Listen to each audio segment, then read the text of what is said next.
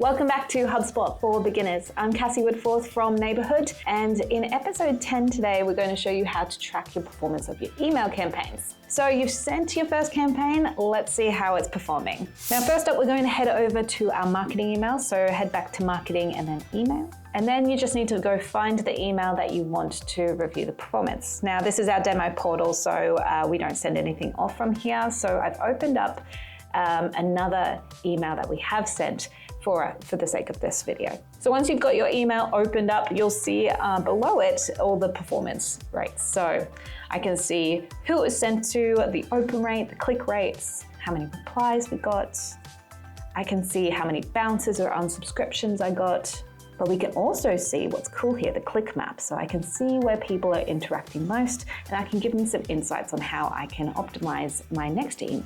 I can also see who's the most engaged, which I could send off to sales so they can start reaching out to. I can actually see how long people actually spent reading this, whether they were just glancing at it or properly reading through it, as well as my email clients, so I can optimize my emails for future reference.